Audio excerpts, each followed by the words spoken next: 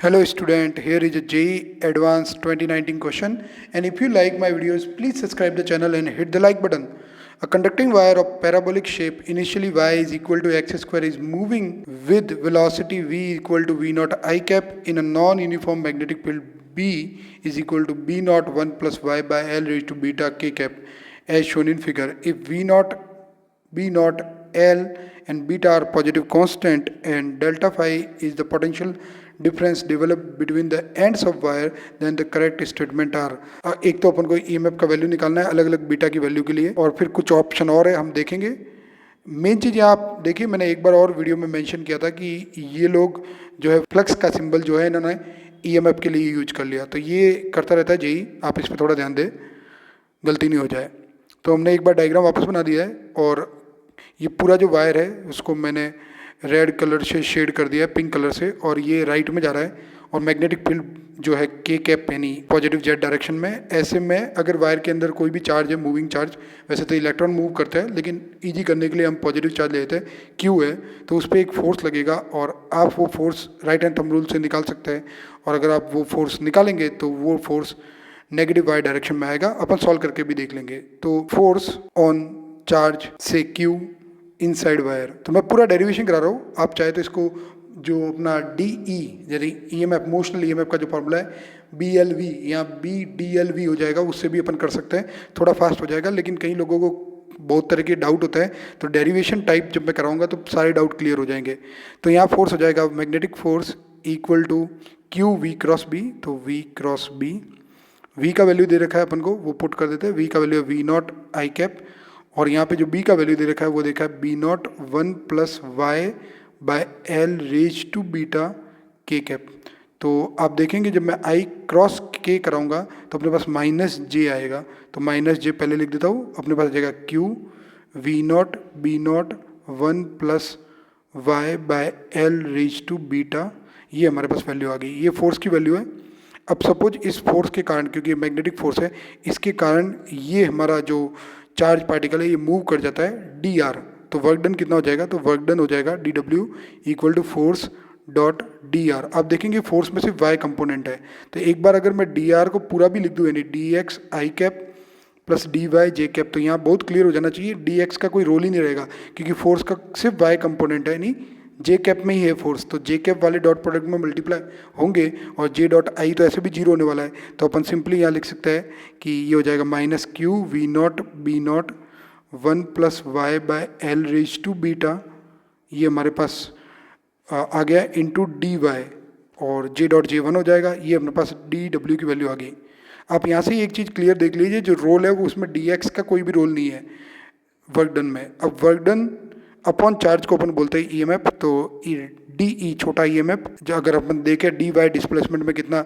EMF develop हुआ, वो है D E is equal to D W by Q, और उसकी वैल्यू आ गई minus V naught B naught 1 plus Y by L raise to beta D Y. और total EMF निकालना है। अगर हम टोटल EMF निकालना चाहते हैं तो इंटीग्रेशन करना पड़ेगा। एक चीज़ आपको पता लग जानी चाहिए यहाँ पे कि जो लोअर एंड होगा, क्योंकि पॉजिटिव चार्ज सरक के इस लोअर एंड की तरफ आएंगे, तो EMF की जो डायरेक्शन होती है वो देखेंगे माइनस से प्लस होती है। तो जो अपना लोअर एंड है वो हाई पोटेंशियल पे और अपर एंड लोअर पोटेंशियल पे, तो अपन लिमिट भी उस हिसाब से ही लगाते हैं, तो अपने पास आ जाएगा minus V naught B naught, और ये तो कांस्टेंट है इसलिए 1 plus Y by L raise to beta D Y, और इंटीग्रेशन कर देंगे अपन। अपर लिमिट y की अपर लिमिट क्या है L, आप देख सकते हैं डायग्राम में,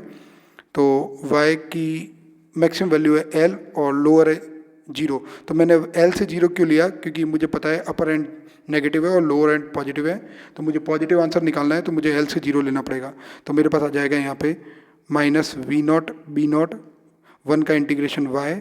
और y की पावर बीटा का इंटीग्रेशन हो जाएगा y की power beta plus 1 upon beta plus 1। Note कीजिएगा नीचे L की पावर बीटा भी है,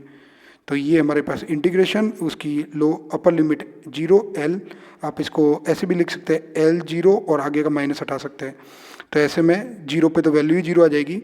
वी नॉट बी नॉट, और हमारे पास आ जाएगा L रखने पे L plus L raise to beta plus 1 upon beta plus 1 L raise to beta. अब अपन ऑप्शन सॉल्व करते हैं, तो ए ऑप्शन में आप देख रहे हैं, ए ऑप्शन जो है हमारे पास उसमें बीटा का वैल्यू 0 है, तो अगर हम यहाँ पे बीटा का वैल्यू 0 लगा लें तो हमारे पास जो वैल्यू आएगी देखिए क्या आती है, वो आ जाएगा E M F equal to V naught B naught L plus L की power 1 that is L upon L की पावर 0 तो 1 होता है तो नीचे भी 1 आ जाएगा, तो ये हो जाएगा 2 V naught B naught L, जबकि ऑप्शन में अपने पास 1/2 है, तो ए ऑप्शन तो रॉन्ग हो गया। जहाँ किसी को डाउट नहीं होना चाहिए कि जो डेल्टा फाई है वो पोटेंशियल डिफरेंस है और वो ई एम एफ के बराबर ही है। तो बी ऑप्शन हमारे पास है, बीटा की वैल्यू 2 के लिए, वो भी लगा के देख सकते हैं। तो ई एम एफ कितना आ जाएगा, V naught B naught L plus L की power 3 upon 3 L square,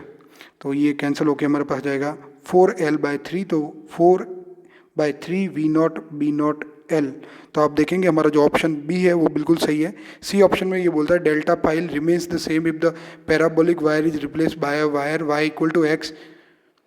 initially of length √2L। तो भाई यहाँ पे देखिए हमारे पास एक वायर है जो कि y इक्वल टू एक्स है और इसकी लेंथ √2L है, तो इसका जो y एक्सिस पे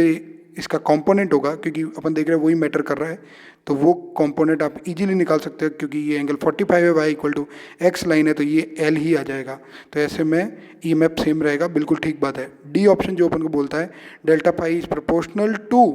length of the wire projected on Y axis. एक बात क्लियरली ऑब्जर्व कर सकते हो, देखिए ई एम एफ का एक और स्टेप लिख दूँ तो V naught B naught L plus, अगर एल की पावर बीटा प्लस 1 को एल की पावर बीटा से डिवाइड करेंगे तो न्यूमरेटर में एल ही बच जाएगा, बीटा प्लस 1 एल तो कॉमन आ जाएगा, तो वी नॉट बी नॉट। अब ये एल क्या है आप देखेंगे तो एल बेसिकली डिनोट कर रहा है वाई एक्सिस पे जो हमारा वायर का प्रोजेक्शन है। तो बिल्कुल ठीक बात है कि ई एम एफ जो है वाई एक्सिस पे प्रोजेक्शन के प्रोपोर्शनल है, तो ठीक बात है। इसलिए चार हमारे ऑप्शन ए को छोड़ के सारे ऑप्शन सही है। Thank you.